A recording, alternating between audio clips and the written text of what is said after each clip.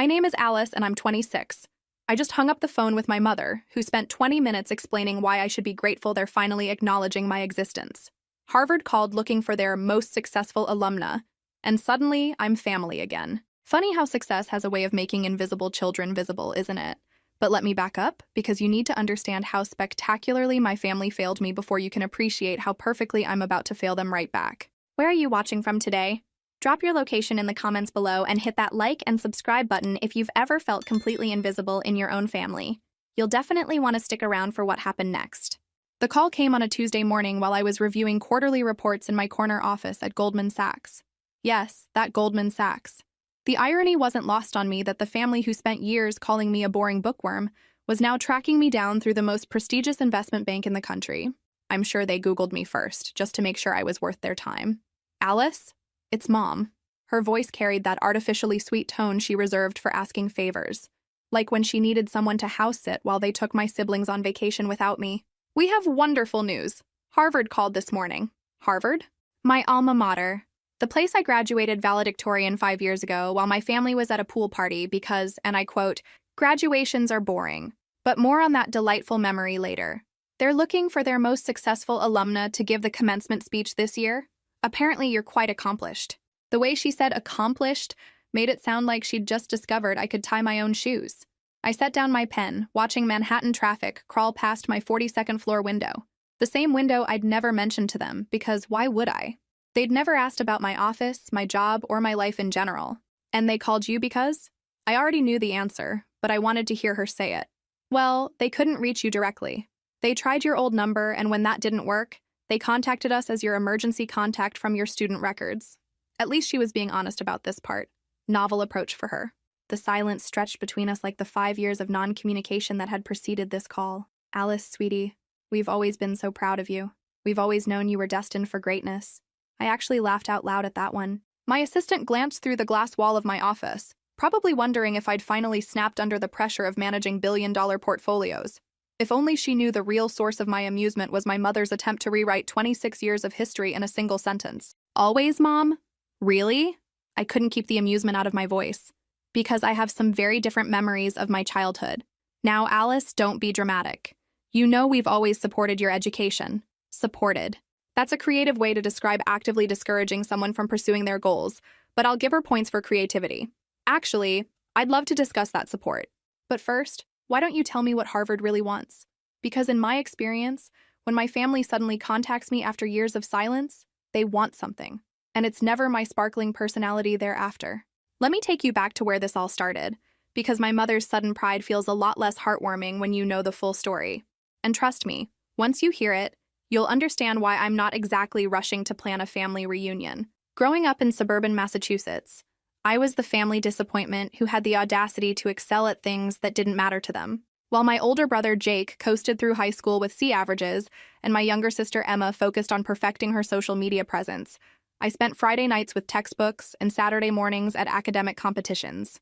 Alice, you need to get your nose out of those books and learn to be a normal teenager, Mom would say, usually right before driving Emma to another mall trip or Jake to another party, because apparently reading was a character flaw that needed correcting.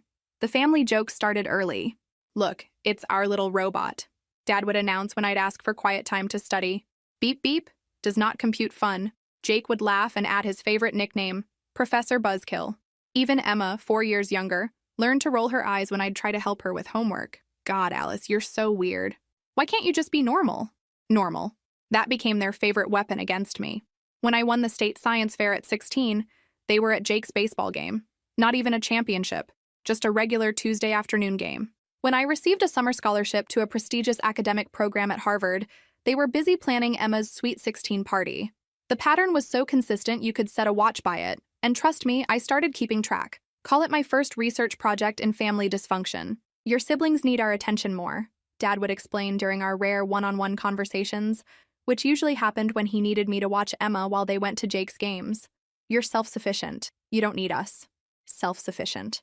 That was their favorite excuse for neglect, dressed up like a compliment. Kind of like calling someone too smart for their own good, when you really mean your intelligence makes us uncomfortable.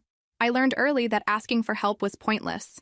When I needed supplies for school projects, I bought them with money from my part-time tutoring job. When I wanted to attend academic camps, I applied for scholarships because asking my parents felt like begging strangers. When I expressed interest in learning languages or taking additional courses, Mom would wave her hand dismissively. "We can't afford that, Alice. Besides, you need to learn to be a normal girl. All this studying isn't healthy." But somehow they could afford Jake's hockey equipment, Emma's dance classes, and the family vacations I mysteriously never got invited to. Funny how selective poverty works. The public embarrassment was the worst part. At parent-teacher conferences, when my teachers would praise my performance, Mom would actually look uncomfortable. "She's always been a bit intense," she'd say with a nervous laugh. "We keep trying to get her to lighten up." As if my academic success was a social disorder that required intervention. During family gatherings, my achievements became conversation killers. When Aunt Carol asked about my latest award or scholarship, you could literally watch the energy drain from the room. Jake would start making robot noises, Emma would suddenly need to check her phone, and my parents would quickly change the subject to literally anything else. I started declining invitations to these events, which only confirmed their narrative that I was antisocial. The Harvard acceptance letter arrived on a Tuesday in March, during my senior year. I opened it alone in our kitchen, my hands shaking as I read the words that would change my life. Full scholarship. Dean's List invitation. Personal congratulations from the admissions committee for my exceptional academic promise and intellectual curiosity. I found Mom in the living room, scrolling through Emma's Instagram photos. "I got into Harvard," I announced, holding up the letter like it was the lottery ticket it essentially was. She glanced up for exactly 2 seconds. "That's nice, honey. Did you see Emma's new post? She got 300 likes already." That was it. No celebration, no pride, no acknowledgement that her daughter had just achieved something most people only dream about. Just a casual, "That's nice," before returning to the truly important matter of Emma's social media metrics. I stood there for a full minute, waiting for the excitement to kick in, for someone to realize what had just happened. But Mom just kept scrolling, occasionally showing me Emma's photos as if I cared about my sister's lunch selfies more than my own future. But you know what? The real betrayal was still coming. And when it arrived, it would make this moment of indifference look like enthusiastic support. Harvard was supposed to be my escape, my chance to be around people who valued intelligence and ambition. And it was, except for one glaring problem. My family treated my departure like an inconvenience rather than an achievement. Actually, scratch that. They treated it like a relief. Move-in day arrived in September. I'd spent the summer working double shifts at a local restaurant to save money for college expenses my scholarship didn't cover. While Emma got a brand new Toyota Camry for her 17th birthday, complete with a red bow and a family photo session, and Jake received a fully funded cross-country road trip to find himself, I was packing my life into secondhand suitcases from Goodwill. "We can't drive you to Boston," Mom announced the week before classes started without even looking up from her coffee. "Emma has a cheerleading camp and your father's taking Jake to look at colleges." Colleges? Jake's grades barely qualified him for community college, but somehow he deserved a father-chaperoned tour, while I was expected to find my own way to one of the most prestigious universities in the world. The irony would have been funny if it wasn't so painful. I took a Greyhound bus. 17 hours with 2 transfers and a lunch of vending machine crackers. I'll spare you the details of hauling my belongings across Harvard Yard by myself, but let's just say it wasn't the triumphant arrival I'd imagined. Other freshmen had parents helping them, taking photos, crying with pride. I had a sore back and a profound understanding of just how alone I really was. What I didn't expect was how completely they'd disappear from my life after that. The first month, I called home every Sunday, desperate to maintain some connection to my family. These conversations followed a predictable pattern: 5 minutes about their lives, 30 seconds asking if I was still studying hard, and then an excuse to get off the phone. "Oh, Alice, I have to go. Emma needs help with her homework." Or, "Jake's game is starting soon." Always something more important than talking to their daughter who was somehow managing to excel at Harvard without any support from them. By October, I was calling every other week. By December, once a month. They never called me. Not once. Not even to check if I was alive, had enough money for food, or needed anything at all. Radio silence, except for the occasional group text about family gatherings I was conspicuously not invited to. Meanwhile, social media became my window into their real priorities. Instagram stories and Facebook posts painted a very clear picture of where I stood in the family hierarchy. There was Jake getting a new car, a BMW, because apparently his part-time job at a pizza place required luxury transportation. There was Emma's elaborate birthday party, complete with professional photography and a guest list of 50 people. There were family dinners at expensive restaurants, weekend trips to Cape Cod, concert tickets, shopping sprees. And then there were my parents' posts about their wonderful children. Jake's mediocre baseball highlights got paragraphs of proud commentary. Emma's high school theater performances were documented like Broadway debuts. My Dean's List achievements? Crickets. My acceptance into an exclusive research program? Silence. It was like I'd been photoshopped out of their family narrative. The really painful part was seeing how much effort they put into my siblings' lives. Mom would drive 2 hours to watch Emma's tennis matches. Dad never missed Jake's games, even the unimportant ones. They paid for Emma's SAT prep courses, Jake's hockey camp, and both of their college application fees. But when I mentioned needing money for textbooks during one of our rare phone calls, Mom's response was immediate. "Oh, honey, you've always been so good at managing money. I'm sure you'll figure it out." Translation: you're not worth the investment. The abandonment wasn't just financial. Thanksgiving sophomore year broke something inside me permanently. I'd spent weeks planning my trip home, excited to share my latest academic achievements, and maybe, finally, get some recognition for my hard work. I arrived home to find my room converted into Emma's walk-in closet. "Oh, that," Mom said when I asked about my displaced belongings. "We figured you wouldn't mind. You're hardly ever here anymore, and Emma really needed the space." My childhood bedroom, with its built-in desk where I'd done homework for 12 years, was now a shrine to my sister's shopping habits. My books were boxed up in the basement. My awards and certificates were nowhere to be found. Even my bed had been replaced with a clothing rack. "Where am I supposed to sleep?" I asked, genuinely confused. "The couch is comfortable," Dad said from his recliner, not bothering to look up from his newspaper. "Or there's always the basement if you want privacy." Have you ever experienced that moment when you realize your own family sees you as disposable? Comment below if you understand that particular brand of heartbreak. I lasted 2 days before taking the bus back to Harvard. I spent the rest of Thanksgiving break in my empty dorm, eating cafeteria turkey and pretending I didn't care that my family was celebrating without me. Again, junior year was when I stopped pretending my family cared about my existence. But the journey to that realization was more painful than I care to remember, filled with repeated attempts to connect with people who seemed determined to reject me. I kept trying to go home for holidays, clinging to some fantasy that maybe this time would be different. Maybe this time they'd be interested in my life, my achievements, my thoughts. Maybe this time I'd finally get the family connection I desperately wanted. I was wrong every single time. Christmas of sophomore year was particularly brutal. I arrived home excited to share that I'd been selected as a teaching assistant for Professor Martinez's behavioral economics course, an honor typically reserved for graduate students. I'd prepared stories about my research, my classes, the incredible professors who were mentoring me. The moment I walked through the door, the criticism started.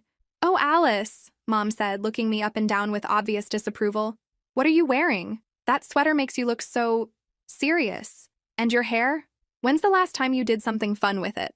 I was wearing a navy blue cashmere sweater and dark jeans. Perfectly normal clothes, but apparently not fun enough for Mom's standards. "I think I look fine," I replied, which was apparently the wrong answer. That's exactly the problem. You think everything's fine when it's not. You need to learn to care about your appearance. How are you ever going to find a boyfriend if you dress like a librarian?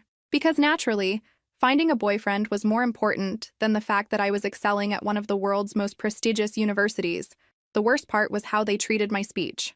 I'd spent 2 years surrounded by brilliant people who engaged in sophisticated conversations about economics, philosophy, and literature. I'd learned to articulate complex ideas, to use precise language, to engage in intellectual discourse. To my family, this was apparently a character flaw. "There she goes again," Jake would say whenever I tried to contribute to a conversation, using her $50 words. "Hey, Professor Buzzkill, can you translate that for us normal people? You don't have to sound so smart all the time," Emma added with genuine annoyance. "It's like you're trying to make us feel stupid." The irony was that I wasn't trying to make anyone feel anything. I was just speaking naturally, the way I'd learned to speak at Harvard. But to them, my vocabulary was an attack, my intelligence an insult, my education an accusation. Mom was the worst offender. "Alice, honey, you need to learn to talk like a normal person. Nobody likes a show-off. All these big words and complicated ideas. It's exhausting. Can't you just have a simple conversation?" I started monitoring my speech, dumbing down my thoughts, choosing simpler words. But it was never enough. Even when I tried to match their conversational level, they found ways to make me feel wrong. Too serious. Too intense. Too much. The family dynamics had crystallized into clearly defined roles.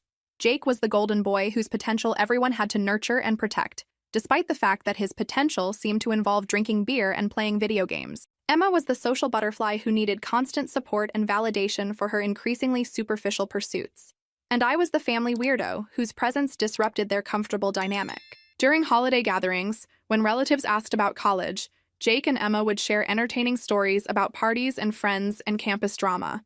When it was my turn, I'd mention my research or academic achievements, and you could literally watch the interest drain from people's faces. Uncle Bob would nod politely and immediately change the subject. Aunt Carol would find an excuse to refresh her drink. My parents would look embarrassed, as if my success was somehow socially inappropriate. "She's always been different," Mom would explain to relatives with a nervous laugh, too serious for her own good. "We keep trying to get her to lighten up, but you know how some kids are." Even now, years later, the memory of those conversations makes my chest tight. They weren't celebrating my achievement, they were apologizing for them. By the end of junior year, I made a decision that probably saved my sanity. I stopped going home for holidays. I volunteered to help with research projects during Thanksgiving break. I stayed on campus for Christmas, telling them I had too much work to do. Spring break became an opportunity for extra study rather than family time. "Alice is becoming so antisocial," I overheard Mom telling Aunt Carol during one of her phone calls. "All she cares about is school. It's not healthy for a young woman to be so isolated." Antisocial. Because choosing meaningful work over family dysfunction is apparently a character flaw that requires intervention. The distance I'd created was protection, but it also gave me clarity. I could see our family dynamics with brutal honesty for the first time. I was the responsible child who required no maintenance, the convenient scapegoat for their collective dysfunction, and the uncomfortable reminder that maybe they weren't as smart or successful as they liked to believe. My grades reflected my focus. Dean's list every semester, research positions that other students fought for, professors who started mentioning graduate school possibilities, academic opportunities that opened doors I'd never imagined existed. And through it all, radio silence from home. No congratulations, no interest, no pride. By senior year, I'd built a new definition of family, one that included my professors, my study group, my research colleagues, people who valued intelligence, celebrated achievement, and treated knowledge as something precious rather than threatening. But sometimes the universe has a sense of humor about these things. Sometimes it waits until you've given up on people before showing you exactly who they really are. Senior year brought two life-changing events: my selection as class valedictorian and my family's most spectacular display of indifference to date. If you thought their previous neglect was impressive, just wait. They were about to set a new gold standard for parental disappointment. The valedictorian announcement came in March. Harvard doesn't make this decision lightly. It's not just about grades, though mine were certainly strong enough. They consider leadership, research contributions, and overall impact on the academic community. I'd spent 4 years building something meaningful at this institution. Editor of the Economics Review, teaching assistant for 3 different professors, research that was being cited by graduate students across the country. The dean called me personally to deliver the news. "Alice, this is an extraordinary honor. In my 20 years here, I've rarely seen a student contribute so much to our intellectual community. Your speech will set the tone for your entire graduating class." I should have been thrilled. Instead, I felt a familiar emptiness, because I knew exactly how this news would be received at home. Or rather, how it wouldn't be received. I called them anyway, one last attempt at connection. "Mom, I have some huge news." "Oh, hold on, honey. Emma's trying to decide between 2 prom dresses and I promised to help. This is such an important decision. Can you call back later?" I hung up without leaving a message. Later never came, by the way. It never does in my family when it comes to my achievements. I tried again the next day. "Dad, I got selected as valedictorian." "That's great, sweetheart. Hey, did your mom tell you Jake got accepted to state? We're so proud." His grades weren't perfect, but they saw his potential. State. Community college. They were prouder of Jake's acceptance to a school with a 90% acceptance rate than they were of my selection to represent Harvard's entire graduating class. The real knife twist came when I realized they had no plans to attend my graduation ceremony. I found out by accident, 3 weeks before the ceremony, when Emma posted an Instagram story about her amazing prom dress shopping day with Mom. The date was circled in pink highlighter, May 15th, the same day as Harvard commencement. I called immediately. "Mom, Emma's prom is graduation weekend." "Oh, is it? What a coincidence." Her tone was so casual I almost believed she hadn't noticed. "Graduation is May 15th. I'm giving the commencement address. You know, as valedictorian." "That's wonderful, honey. But Emma's prom is the same day. And Jake has a tournament that weekend, too. Your father and I can't be in 2 places at once. My graduation from Harvard. The day I would represent my entire class in front of thousands of people, delivering a speech I'd spent months crafting.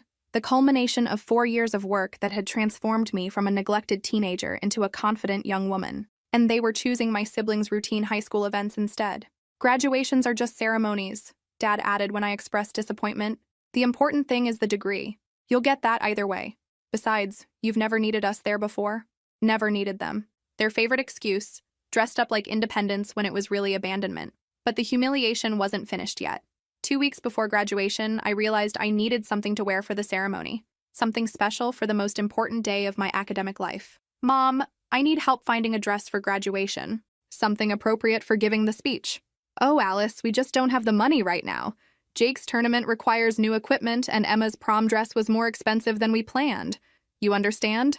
They didn't have money for a graduation dress for their valedictorian daughter, but they'd just bought Jake a $300 hockey stick and Emma a $400 prom dress. The math was pretty clear. I wasn't worth the investment. Maybe you can find something at a discount store, Mom suggested helpfully. You're so good at finding bargains. I hung up and sat in my dorm room, staring at my laptop screen. In 2 weeks, I'd be standing in front of Harvard's most distinguished alumni, professors, and trustees, delivering a speech that would be remembered for years. I'd be representing not just my class, but the university itself, and I had nothing to wear. My roommate Sarah found me crying at my desk that night. Not dramatic sobbing, just quiet tears of exhaustion and disappointment. What's wrong? She asked gently. I told her about the dress situation, about my family's priorities, about feeling completely alone on what should be the proudest day of my life. Sarah disappeared into her closet and emerged with a beautiful navy blue dress still in its dust cover. My sister bought this for her law school graduation last year. She's about your size. Please, wear it. I tried to refuse, but Sarah wouldn't hear it. Alice, you've helped me with economics homework for 4 years. You've listened to me cry about boys and stress and everything else. You're giving the freaking valedictorian speech at Harvard. You deserve to look absolutely stunning. That night, trying on Sarah's sister's dress, I realized something profound. I'd found more support from a roommate I'd known for 4 years than I'd ever received from the family I'd known for 22. The dress fit perfectly. In it, I looked like someone who belonged on that stage, someone whose words mattered, someone worthy of respect and admiration. I just wished the people who'd raised me could see me the same way, but they wouldn't be there to see me at all. Graduation day dawned beautiful and clear, one of those perfect May mornings that makes Boston feel like the center of the universe. I woke up in my dorm room for the last time, surrounded by packed boxes and 4 years of memories that no one from my family had witnessed or cared to hear about. My roommate Sarah's parents had arrived 3 days early, along with her grandmother, 2 aunts, and her younger brother. They'd taken us to dinner at expensive restaurants, toured the campus like proud tourists, and treated me with more warmth in 72 hours than my own family had shown me in 4 years. Sarah's mom even helped me with my hair and makeup, fussing over me like I was her own daughter. Are you sure your folks aren't coming? She asked for the 10th time, genuine concern creasing her features. I just can't imagine missing this moment. They have other commitments, I replied, the same diplomatic lie I'd been telling everyone who asked. Because the truth, that my parents chose a high school prom and a community college baseball tournament over my Harvard valedictorian speech, was too pathetic to say out loud. Getting ready felt surreal. I put on Sarah's sister's beautiful dress and my cap and gown, adjusting my graduation cords and honor society stoles. In the mirror, I looked like someone who belonged on that stage, someone whose words would matter, someone whose achievements were worth celebrating. If only the people who'd raised me could see it that way. Walking to the ceremony, I was surrounded by families everywhere, mothers crying with pride, fathers beaming at their accomplished children, grandparents who'd traveled cross-country for this moment, siblings holding homemade signs with encouraging messages and inside jokes. I pulled out my phone and sent a text to our family group chat. About to give my speech. Wish me luck. Then I waited and waited. 20 minutes passed without a response. The graduates were arranged alphabetically, which put me near the front due to my last name. Perfect view of the audience. Perfect opportunity to scan the crowd for familiar faces that I knew wouldn't be there. But some pathetic part of me kept looking anyway, hoping they'd surprised me, hoping they'd realized at the last minute how important this was. They hadn't. My phone buzzed just as we were taking our seats. I glanced down to see a response in the family group chat. Mom, we're all at Cousin Tommy's pool party. So much fun. Graduations are so boring anyway. Good luck, sweetie. I stared at that message for a full minute, reading it over and over. They weren't just missing my graduation. They were actively celebrating somewhere else, dismissing the most important day of my academic life as boring. The casual cruelty of it, the complete lack of awareness. the smiley face emoji at the end. It was almost artistic in its obliviousness. 22 years of being their daughter, and this was what I was worth to them. A throwaway text between pool party activities. But you know what? In that moment, something inside me shifted. The hurt transformed into something cleaner, sharper, clarity. When they called my name as valedictorian, I walked to the podium carrying a speech I'd rewritten 3 times, trying to find words that would honor this moment without revealing the emptiness I felt. I looked out at 2,000 proud family members and felt completely alone, and then I began to speak. I talked about resilience and self-determination, about finding your own path when the world tries to diminish your dreams, about the difference between being alone and being independent, about building something meaningful with your own hands and your own mind when no one else believes in your vision. Success, I said, my voice carrying clearly across the silent crowd, isn't about proving yourself to people who refuse to see your worth. It's about recognizing your own value and building a life that reflects it. I never mentioned my family specifically, but I could see in the faces of some students and parents that my words resonated with their own experiences of feeling unseen or undervalued. The standing ovation lasted 3 minutes. 3 minutes of thunderous applause for a speech that came from the deepest, most painful place in my heart. Professors wiping their eyes, students cheering, parents nodding with recognition and understanding. In the receiving line afterward, person after person stopped to shake my hand. That speech changed my perspective, said one father.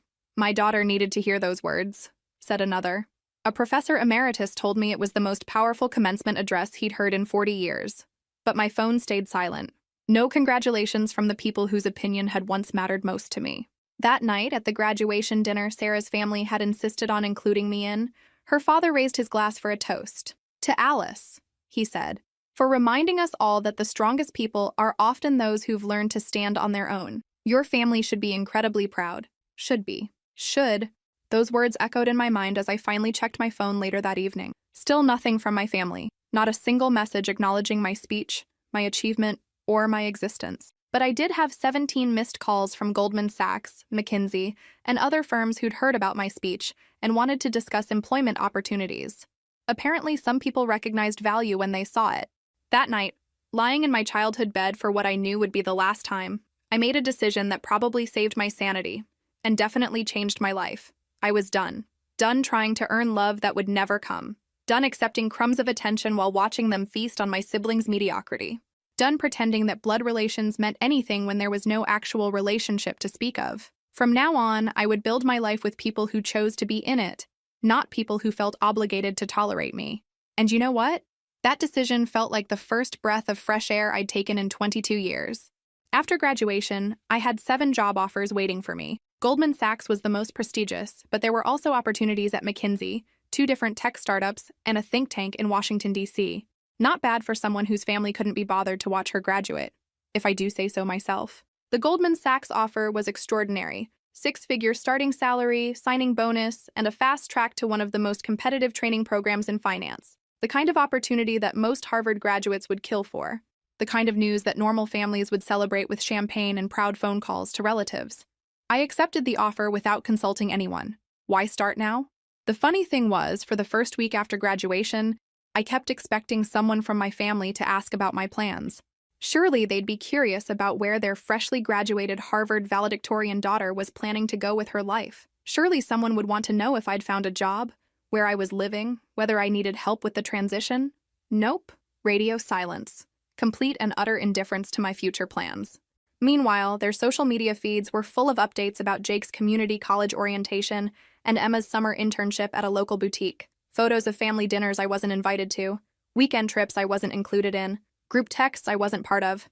It was like I'd graduated from college and simultaneously graduated from their family. Fine by me. 2 could play that game. I spent 2 weeks apartment hunting in Manhattan, using my signing bonus to secure a beautiful 1-bedroom on the Upper East Side. While my Harvard classmates were moving back home with their parents or finding roommates to share expenses, I was setting up my own space in one of the most expensive cities in the world. The irony wasn't lost on me. The daughter they'd always called too expensive and too demanding was now financially independent, while their golden children were still living off the parental payroll. Moving day came and went without a single text from my family. I hired professional movers, set up my utilities, furnished my apartment with grown-up furniture instead of the college dorm aesthetic I'd been living with for 4 years. I was officially a New Yorker, working for one of the most prestigious firms in the world. And my family had no idea. The first month at Goldman was intense but exhilarating. 12-hour days, complex financial models, high-stakes client meetings. I was working alongside some of the smartest people I'd ever met, solving problems that actually mattered, making decisions that affected real money and real businesses. My colleagues became my social circle. We'd grab drinks after work, complain about impossible deadlines, celebrate successful deals. For the first time in my life, I was surrounded by people who valued intelligence and ambition, who saw hard work as admirable rather than antisocial. 2 months in, I got my first performance review. Exceptional. Top 5% of my cohort. Fast-tracked for early promotion consideration. I was thriving in ways I'd never imagined possible. Still nothing from my family. Not even a, "How are you settling in?" text. 3 months passed before curiosity got the better of me. Were they even wondering where I was? Did they care if I was alive? Had they noticed I disappeared from their lives as completely as they disappeared from mine? I decided to test the waters. I posted a photo on Instagram, my first social media post in months, showing the Manhattan skyline from my office window. No caption, no location tag, just the view from the 42nd floor of one of the most recognizable buildings in the financial district. Within an hour, I had likes and comments from college friends, high school acquaintances, even some relatives I barely knew. "Wow, Alice, amazing view. So proud of you. Living the dream." From my immediate family, nothing. Either they weren't following my social media, which would be typical, or they simply didn't care enough to comment. Either way, the message was clear. 6 months into my New York life, I realized something profound. I was happier than I'd ever been. Not because I was proving anything to my family, but because I'd finally stopped trying to. I'd built a life based on my own values, surrounded by people who appreciated my mind and respected my achievements. I was making more money than my father had ever dreamed of. I was working on deals that made the business news. I was building expertise in an industry that fascinated me. And I was doing it all without a single word of encouragement or support from the people who'd raised me. But here's the thing about building a life without your family's support. It makes you incredibly strong, but it also makes you incredibly vulnerable to any sign that they might actually care about you. Which is probably why, when they finally contacted me after almost a year of silence, I was stupid enough to hope that maybe they'd changed. What do you think finally made them reach out? Genuine concern for my well-being, or something else entirely? Let me know your guesses in the comments, because I guarantee you won't see this next part coming. 8 months into my new life in New York, I made what turned out to be a catastrophic decision. I decided to give my family one last chance. Not to rebuild our relationship, I wasn't that naive, but to retrieve some personal belongings I'd left behind and maybe, just maybe, have one honest conversation about our past. I still had some books at home. My most treasured collection, including first edition novels I'd saved up to buy, and the complete works of Shakespeare that my grandmother had given me before she died. These weren't just books. They were pieces of my history, my intellectual development, my relationship with the one family member who'd actually understood me. I drove up from New York on a Saturday morning, not bothering to call ahead. If they were home, fine. If not, I had my old key and knew where they kept the spare. I'd grab my things and leave. Simple, efficient, minimal contact. The house looked exactly the same. Same faded paint on the shutters. Same overgrown garden that Dad kept promising to maintain. Same collection of family photos in the hallway where my presence had always been conspicuously minimal. I let myself in and called out, "Hello? Anyone home? Alice?" Mom's voice came from the kitchen, carrying genuine surprise. "What are you doing here?" She appeared in the hallway, looking older than I remembered, wearing the same confused expression she'd worn my entire childhood whenever I required attention. "I came to pick up some of my things," I said simply.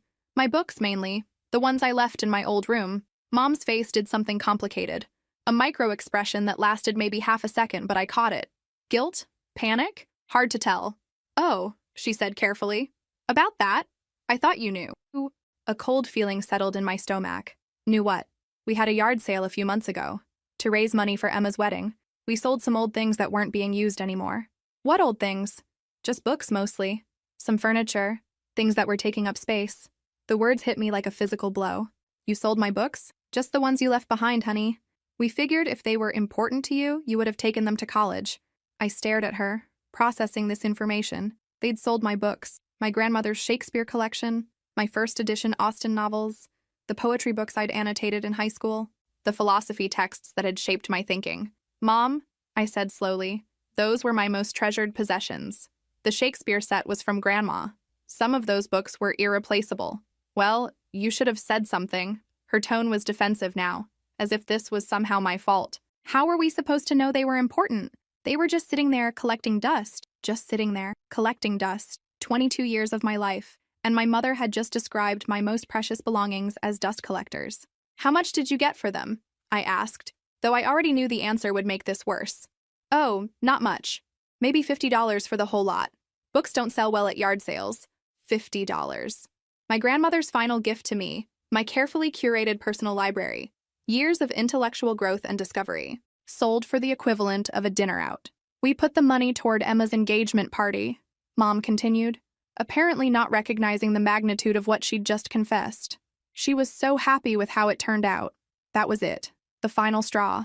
The moment when something fundamental broke inside me. Not with pain this time, but with perfect, crystalline clarity. Where do you think I've been for the past 8 months? I asked quietly. Mom looked confused by the change of subject. At Harvard, I assumed.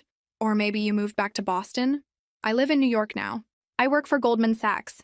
I make more money in a month than Dad makes in a quarter. Her eyes widened slightly, but not with pride. With something that looked almost like resentment. I graduated from Harvard valedictorian, I continued, my voice steady and calm. I gave a speech that people still talk about. I had 7 job offers. I've built an extraordinary life. I paused, letting that sink in. And you sold my books for $50 to pay for Emma's engagement party. Alice, if we'd known... Stop. The word came out sharper than I intended. Just stop. You've spent my entire life making it clear that I don't matter to you. This is just the latest example. That's not true, isn't it? When's the last time any of you called me? When's the last time you asked how I was doing? Do you even know where I live? What my apartment looks like? Whether I'm happy or struggling or successful or lonely? The silence stretched between us. I thought so, I said finally. Here's what's going to happen. I'm going to leave now. I'm going to go back to my life in New York. And you're all going to continue pretending I don't exist, just like you have been for the past 8 months. Alice, you're being dramatic. The only difference, I continued as if she hadn't spoken, is that now I'm going to stop pretending you exist, too. I walked toward the front door, then turned back for one final statement. For the record, I'm doing incredibly well. Better than I ever imagined possible. I have an amazing job, a beautiful apartment, and wonderful friends who actually value me. I've built exactly the life I wanted. I paused at the door. No thanks to any of you. And with that, I walked out of their house and out of their lives. The drive back to New York felt like a liberation. For the first time in my adult life, I wasn't carrying the weight of their potential approval or disappointment. I wasn't wondering what they thought of my choices or hoping they'd finally recognize my worth. I was free. Free to build the life I wanted with people who actually wanted to be part of it. Free to stop wasting emotional energy on people who'd never valued me. Free to finally understand that family isn't about blood relations. It's about the people who choose to show up for you. And my biological family had made their choice very clear. 5 years of blissful silence. 5 years of building a life based on my own values rather than their dysfunction. 5 years of proving to myself that I could thrive without their approval, acknowledgement, or presence. And what a 5 years it had been. My career at Goldman Sachs exploded beyond my wildest dreams.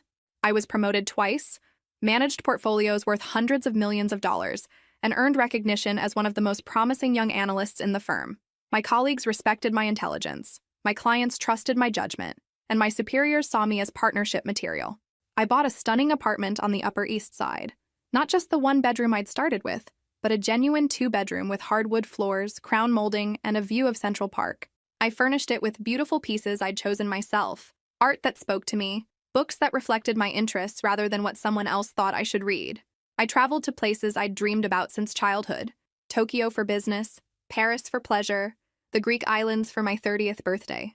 I dated wonderful men who treated me with respect and admiration. I made friends who valued intelligence and ambition, who celebrated my successes rather than feeling threatened by them. Most importantly, I built a chosen family of people who actually showed up for me. Sarah from college became my closest friend, moving to New York for law school and staying for her career. My colleagues became my social circle. I had mentors who guided my professional development and friends who supported my personal growth. In short, I built the life I'd always wanted, surrounded by people who chose to be in it. The silence from my biological family was complete and honestly, refreshing. No guilt-inducing phone calls, no passive-aggressive comments about my lifestyle choices, no demands for emotional labor or financial support. just blessed, peaceful silence that allowed me to flourish. Occasionally, I'd wonder what they were up to. Social media provided glimpses. Jake had eventually graduated from community college and was working at a car dealership. Emma had married her college boyfriend and was posting endless photos of their suburban life. My parents looked older in photos, grayer, but their social media presence remained focused on their perfect children and their grandchildren to be. They never mentioned me, not once in 5 years. It was as if I'd been completely erased from their family narrative, which, given their behavior, was probably for the best. I stopped checking their social media after year 3. What was the point? I had my own life to live, my own successes to celebrate, my own future to build. By year 5, I'd achieved something I'd never thought possible: complete indifference to their opinion of me. I didn't need their approval because I had my own sense of worth. I didn't crave their attention because I was surrounded by people who gave me all the positive attention I could want. I was genuinely, authentically happy. Which is probably why, when my assistant knocked on my office door on that Tuesday morning in October, I wasn't prepared for what was coming. "I'm sorry to interrupt your client meeting," Jessica said, "but you have an urgent family call on line 2. My stomach dropped immediately. Family emergency calls at work could only mean one thing: someone was dead. It was the only scenario that would prompt them to contact me after 5 years of complete silence. I excused myself from the conference room and picked up the phone in my office, bracing for the worst. "Alice? It's Mom." Her voice sounded breathless, excited in a way I'd never heard before, not grief-stricken or panicked. Excited. "Is someone hurt?" I asked immediately, because nothing else would explain this call. "What? No. No one's hurt. We have incredible news." Incredible news. From the family that had spent 5 years pretending I didn't exist. "Harvard called this morning," she continued, her voice practically vibrating with enthusiasm. "They were looking for you. Apparently, you're their most successful alumna from your graduating class." I sat down heavily in my chair. "Harvard. After all these years. They want you to give this year's commencement speech," Mom rushed on. "Can you believe it? They called you their most accomplished graduate. We had no idea you were so successful." Had no idea. Of course they didn't, because in 5 years, they'd never once bothered to find out what I was doing with my life. "And they called you because?" I asked, though I already knew the answer. "Well, they tried to reach you through several channels, but when those didn't work, they found our contact information in their alumni database as your emergency contact from college," which meant Harvard had exhausted their normal methods of reaching me and had resorted to calling my family. The family I'd specifically excluded from my life for very good reasons. "Isn't that wonderful?" Mom gushed. "We always knew you were destined for greatness. We always believed in you, even when you were so focused on your studies that you forgot about family." The revisionist history was breathtaking, as truly artistic in its complete disconnect from reality. "We're so proud of everything you've accomplished," she continued, "and we think it's time we celebrated your success as a family." As a family. These people who hadn't spoken to me in 5 years suddenly wanted to celebrate my success as a family. But here's the thing about being emotionally healthy and having genuine self-worth. You can spot manipulation from a mile away. And this reeked of self-interest wrapped up in fake sentimentality. Still, some pathetic part of me, the part that had spent 22 years craving their approval, felt a tiny flutter of hope. Maybe they'd genuinely realized what they'd lost. Maybe they actually wanted to rebuild our relationship. I was about to find out just how naive that hope really was. They wanted to meet for dinner. To celebrate, Mom insisted, though something in her tone suggested this celebration came with conditions attached. "It's been too long, Alice. We miss you. Miss me." After 5 years of radio silence, they suddenly missed me. How convenient that this sentiment coincided with discovering my professional success. Against my better judgment, I agreed to meet them at a restaurant in Boston. Neutral territory where I could leave whenever I wanted, and public enough that they'd have to maintain some semblance of civility. I drove up from New York on a Saturday afternoon, curiosity outweighing my common sense. They were already seated when I arrived at the upscale restaurant I'd suggested, the kind of place my Goldman Sachs salary could afford without thinking twice. Mom, Dad, Emma, and Jake. All together for the first time in 5 years, looking like the perfect American family they'd always pretended to be when it suited them. "Alice!" Mom stood up as if we were long-lost relatives reuniting after decades. "You look wonderful. Doesn't she look wonderful, everyone?" The enthusiasm felt performative, rehearsed, like they'd practiced this reunion in the car ride over. I sat down and ordered a glass of wine, studying their faces.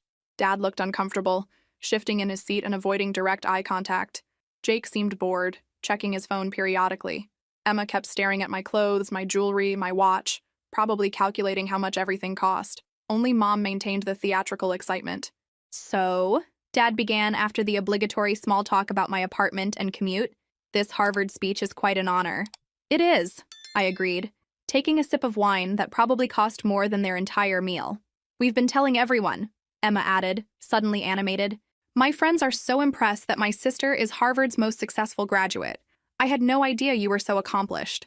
Of course she didn't, because in 5 years, none of them had bothered to find out what I was doing with my life. We've been doing some research, Jake said, setting down his phone for the first time all evening. Goldman Sachs is like really prestigious, isn't it? You must make serious money. There it was, the real reason for this reunion. Not love, not pride, not genuine interest in my well-being. Money. The thing is, Mom continued, reaching across the table to pat my hand like we were close. We've been thinking about everything you've accomplished, and we realize we haven't been as supportive as we should have been. Here comes the performance, I thought, watching her face carefully. We were young parents, Dad added, his voice carrying what I assume he thought was heartfelt regret. We made mistakes, but we've always loved you, Alice. Always been proud of you. We always knew you were brilliant. Mom chimed in, her eyes bright with what looked like genuine emotion. Even when you were little, we could tell you were special. Remember how you'd read those thick books? How you'd win all those academic competitions? For just a moment, one pathetic, hopeful moment, I felt something flutter in my chest. Recognition, acknowledgement, the validation I'd craved my entire childhood. We always believed in you, Dad added, nodding earnestly. We knew you were destined for greatness. We didn't know how to show our support. The words I'd waited 27 years to hear. They'd always believed in me. They'd always known I was special. They'd always been proud. Really? I heard myself ask, and I hated how small my voice sounded. Of course! Mom's smile was radiant. We've always told people about our brilliant daughter, haven't we, everyone? Emma and Jake nodded in agreement, though their expressions suggested this was news to them too. For about 30 seconds, I let myself believe it. I let myself imagine that maybe I'd been wrong. Maybe they had been proud but just bad at showing it. Maybe this was real.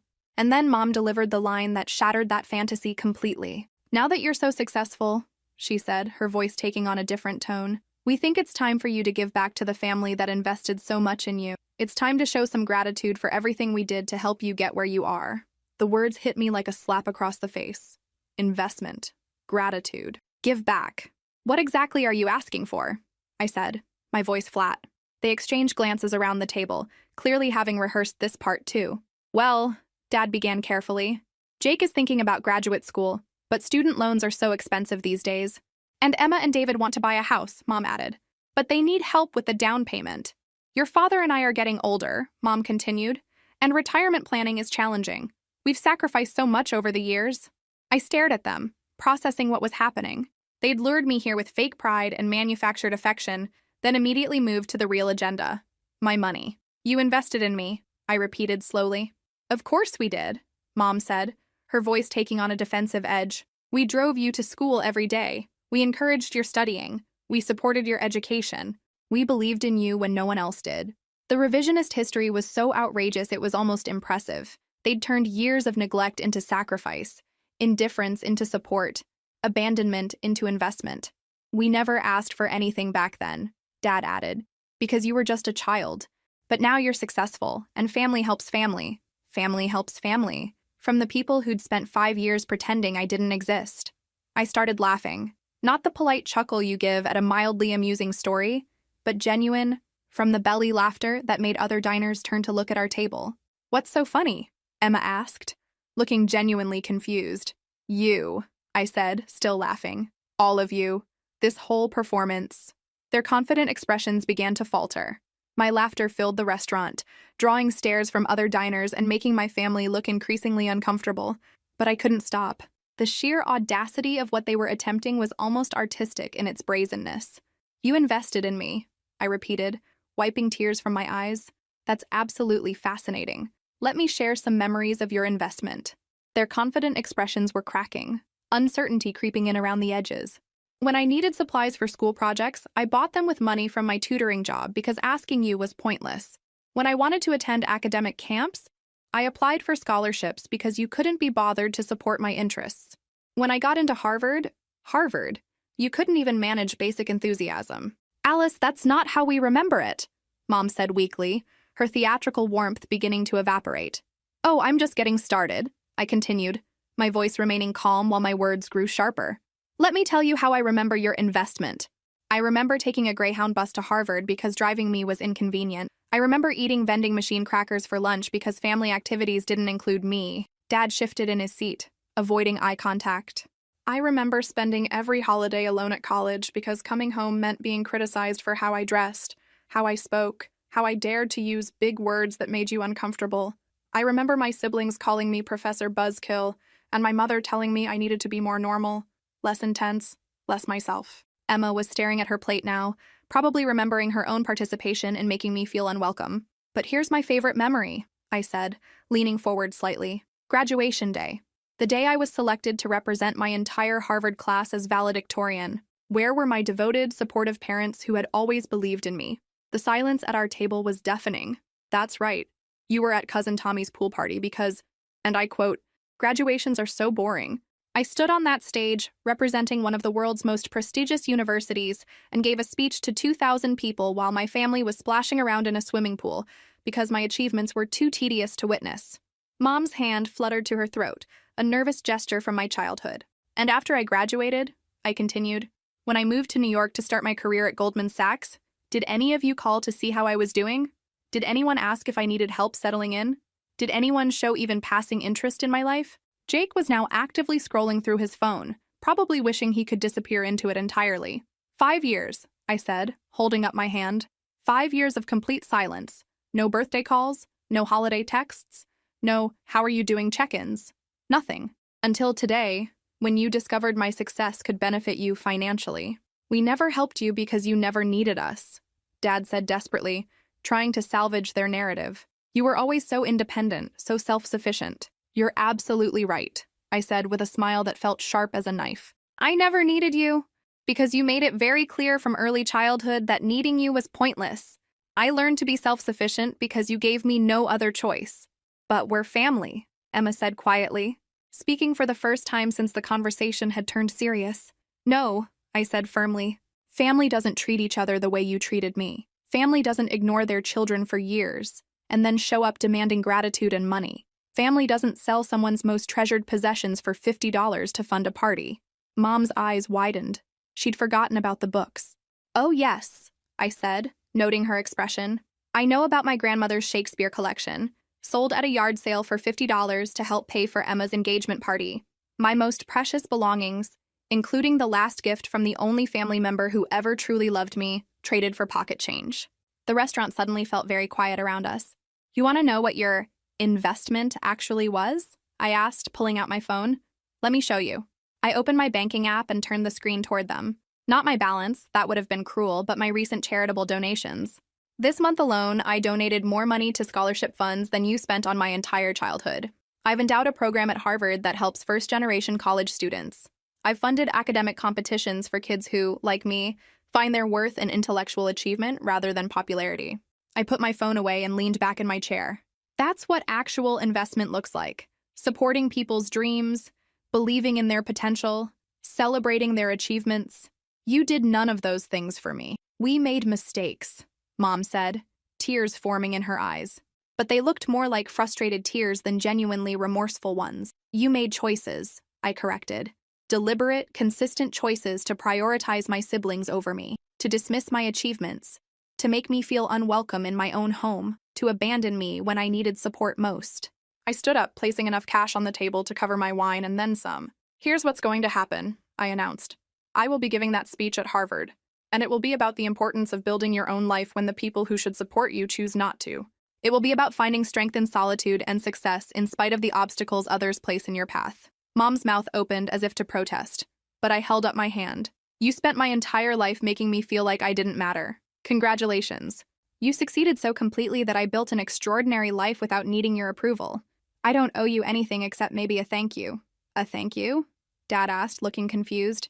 For teaching me that the only person I can truly depend on is myself. For showing me that family is what you build, not what you're born into. For proving that sometimes the greatest gift neglectful parents can give their child is the motivation to never be like them. I picked up my purse and jacket. Enjoy your dinner.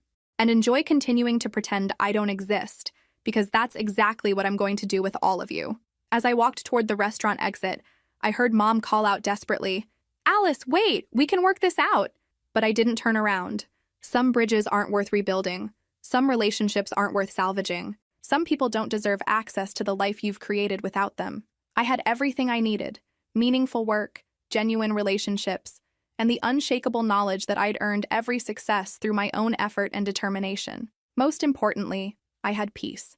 The kind of peace that comes from finally understanding that you were never the problem. The Harvard commencement speech was delivered to 8,000 people on a perfect June morning, exactly 6 months after that disastrous family dinner in Boston.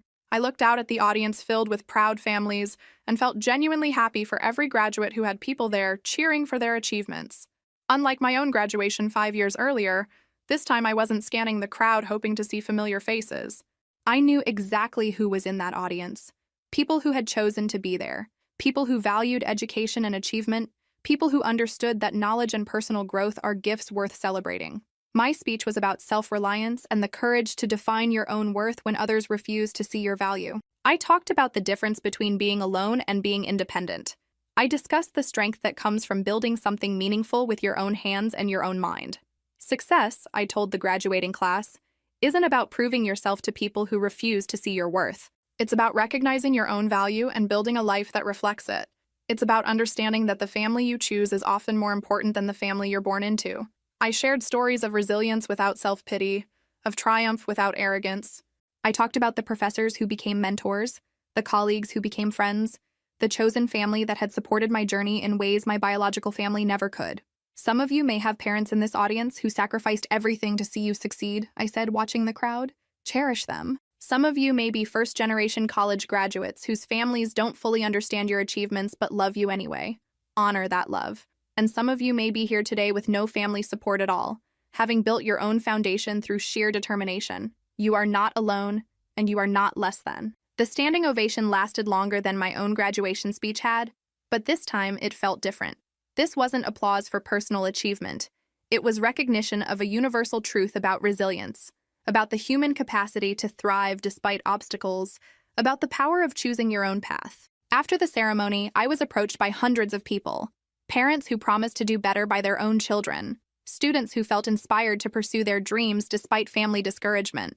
Fellow graduates who shared their own stories of building lives independent of family expectations. But the conversation that meant the most came from Dr. Rodriguez, my former economics professor, who had become a mentor and friend over the years. "Alice," she said, pulling me aside, "that speech will change lives. You've turned your pain into purpose, your struggle into strength. That's the mark of true leadership. Purpose. Strength, leadership, words that defined not what I'd overcome, but what I'd become." As I drove back to New York that evening, my phone buzzed with congratulatory texts from colleagues, friends, and former classmates. Real relationships built on mutual respect and genuine affection. Not a single message from my biological family, and for the first time in my life, that silence felt like a gift rather than a rejection. I had built something beautiful from the ruins of their neglect. I had taken their abandonment and transformed it into independence. I had turned their indifference into self-reliance and their criticism into confidence. Most importantly, I had learned that love isn't about blood relations or obligation. Love is about choosing to show up for someone, celebrating their victories, supporting them through challenges, and believing in their potential even when they don't believe in themselves.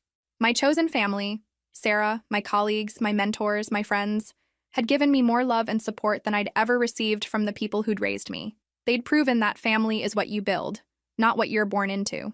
3 years later, I'm sitting in my home office, which overlooks a garden I planted myself, herbs and flowers that thrive under my care, books that reflect my interests and aspirations, photos that show genuine relationships and real achievements. My phone occasionally lights up with notifications, but I've long since blocked the numbers that once had the power to hurt me. Unknown numbers go straight to voicemail, and familiar ones get the attention they've earned through consistent kindness. The wall beside my desk displays my Harvard diploma, photos from my travels, awards from my firm, and a framed copy of that commencement speech. Not because I need constant reminders of my success, but because they represent something more valuable than achievement.